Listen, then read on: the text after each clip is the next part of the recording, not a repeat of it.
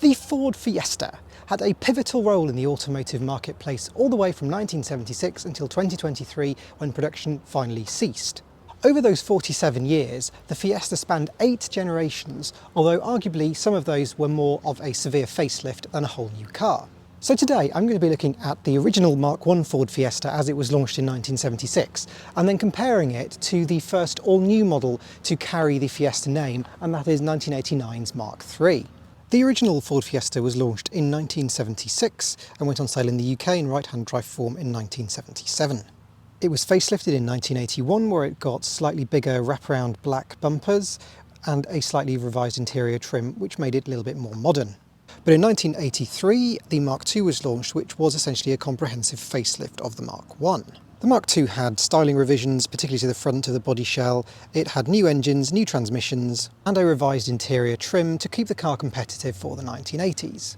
The Mark II remained an excellent seller for Ford, but by the late 1980s it was starting to look a little bit old-fashioned, particularly when compared to more modern rivals such as the Peugeot 205, Fiat Uno and the Vauxhall Nova, all of which offered 5-door hatchback practicality. And so on the 13th of April 1989, the Mark III Fiesta went on sale. And it was a whole new car from the ground up, with a brand new platform and a new body shell that offered, crucially, 5 doors. The Mark III received a facelift in 1993 with revisions to the interior and to the strengthening of the body shell. The Mark III platform continued through to the Mark IV and Mark V, although the body shells were different, and also the Ford Ka was based on the same platform, which means that essentially the Mark III's platform ran all the way from 1989 to 2008.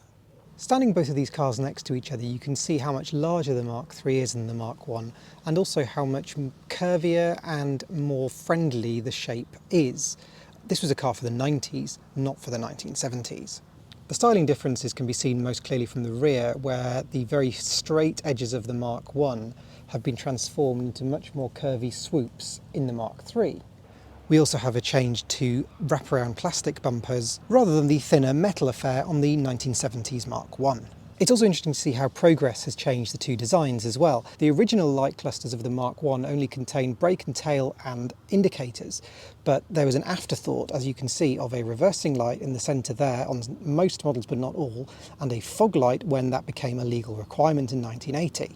In the Mark III, the light clusters are significantly more integrated, with a reversing light on the left-hand side and a fog light inset into the main cluster on the right. In 1989, we get a much smoother front end, where the radiator grille is very much hidden and you have a much smoother and more rounded design. Taking a look inside the Mark I, the door feels very light and doesn't open particularly widely, and there's a lot of body-coloured metal on show even on this mid-range L spec.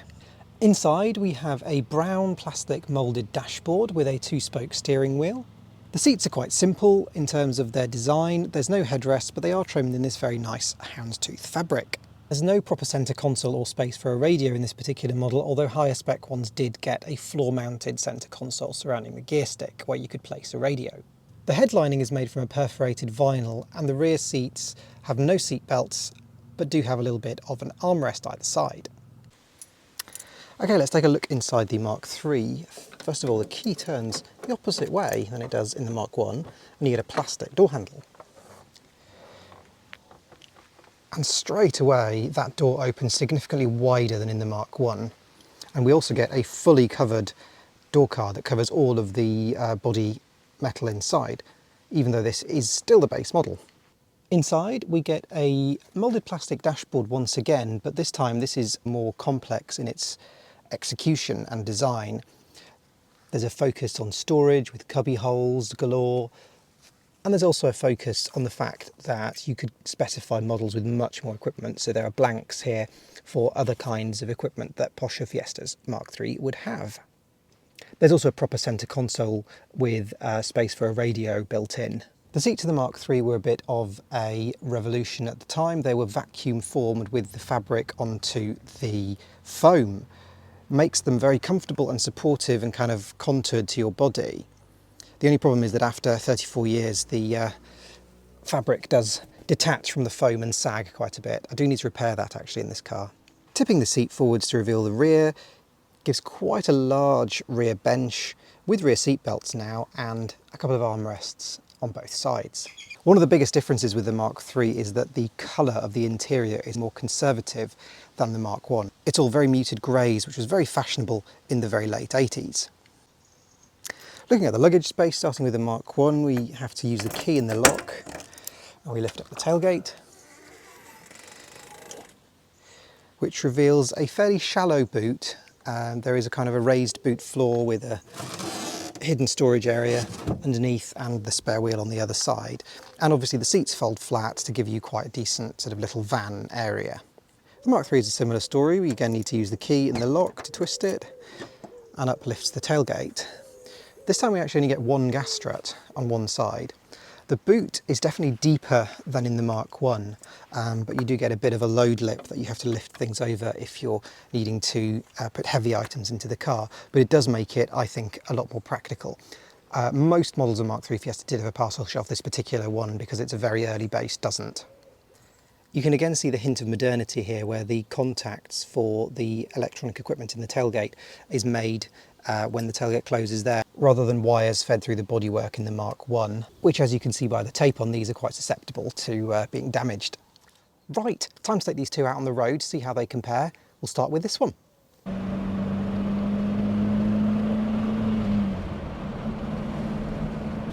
So, first impressions of the Mark I to drive are that it is very lively, pulls away very quickly from junctions and kind of accelerates up to speed pretty swiftly.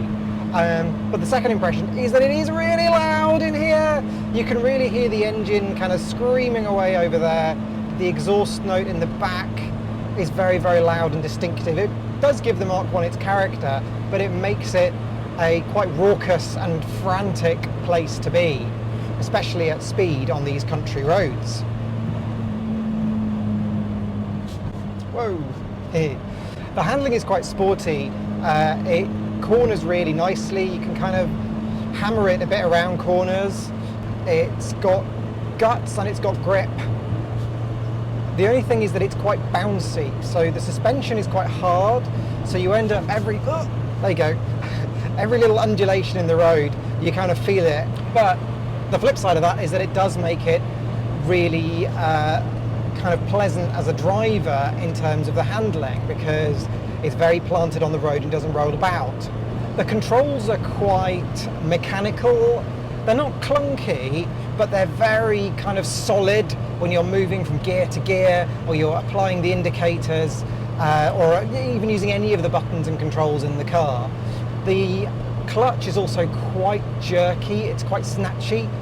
It's a Mark I thing. I'm not the only one. People have commented on previous videos to say that theirs was the same. Makes it quite difficult to drive it particularly smoothly. But yeah, you do feel like you're absolutely flying along, just kind of darting about in this car. It's got a lot of character, but a lot of rawness with that too. The noise of that engine and the exhaust does get a bit overwhelming if you're doing quite a long journey. Anyway, and on that note, shall we go and see what the Mark III is like in comparison? There are a couple of things that you really notice when you step into the Mark III to drive it. The first is that the controls are so much lighter. The gear change is much more delicate. The clutch action is far less snatchy than in the Mark I, which means that ultimately you're able to drive this much more smoothly. The second thing that you notice with this particular Mark III Fiesta is that it is noticeably slower than the Mark I. But then the Mark I does have the bigger engine of the 1.1, this is just the 1 litre. It gets there perfectly fine, but it just takes a little bit more time to get there. And even when you are doing it, it never feels raucous or rough. It never feels like you're stressing it. You're just going there in the car's own pace, and it's very happy about it. Also, when you're at speed, I'm doing 55 to 60 miles an hour, this car is so much quieter at these kinds of speeds than the Mark I is, which just makes it such a much more pleasant place to be. I don't feel like this car is at the edge of everything it can give me at 60 miles an hour. The Mark I has harder suspension, so you feel much more of the bumps in the road, although obviously there are some bumps here too. But the Mark I is harder, it kind of bounces a lot more on the bumps. and it doesn't really roll very much, whereas this Mark III definitely rolls around corners when you take them at any kind of speed, and it does soak up the bumps in the road a lot better because I think it feels like the suspension has a bit more travel to it. But in terms of the driving position and general driving environment, I mean, they're broadly similar. The steering wheel, I think, is in a similar position. The pedals are very similar. But the biggest difference for me in terms of kind of the cabin and driving environment is that, first of all, you get some proper air vents, which means you get a nice bit of air to your face. The other thing is that the driving position is a little bit higher up, so it means you have a more commanding view of the road, which also gives you a little bit more confidence in the car than with the Mark I. So these two cars definitely feel like they're from different eras. The Mark I is very raw, it's very 70s. The Mark III is significantly more refined. I would almost say that the Mark III would be an acceptable mode of transport even today, perhaps with a few more refinements than this particular model has. So, you know, a parcel shelf to dampen the noise down, a little bit more sound insulation, a slightly faster engine, a 5-speed gearbox, and the sunroof maybe. And you really would feel like there isn't an awful lot that you'd be missing out on. Both of these are ultimately excellent cars, certainly for their time. They were incredibly popular. They mobilised a generation of people, in fact 2 different generations of people, and continued to do so until 2023 when the last Fiesta rolled off the production line. So many people have memories of Fiestas. My grandmother, for example, had a beige Mark I Fiesta Popular, and it had vinyl seats, and I thought it was absolutely dreadful. Today I'd have it in a heartbeat. She also later had a Mark III, which I also didn't particularly like, but I was a bit of a fool when I was about 10 years old. And in all the videos I've done recently, especially about the Mark I, people just keep telling me about, oh, I had one of those, or I ran one of those, I bought it for 20 quid because I needed a stopgap and I had it for 3 years and it didn't let me down. And other people were like, oh my goodness, the wings rusted like crazy, but I still loved the car. And that's the thing that I love about ordinary classic cars. It's that connection, the memories. You don't get that kind of memory of 11 people going to a rave in a Bentley or an E-Type Jaguar. They're made in things like this. They're the everyday heroes, and that is why I love these cars and many, many other ordinary, normal cars that were street furniture 30, 40 years ago. Well, I hope that you've enjoyed this video. Do give it a like if you've done so, and I'd be really grateful if you would consider subscribing to my channel. There's plenty more content coming up soon. I'll see you again in the next video. Bye.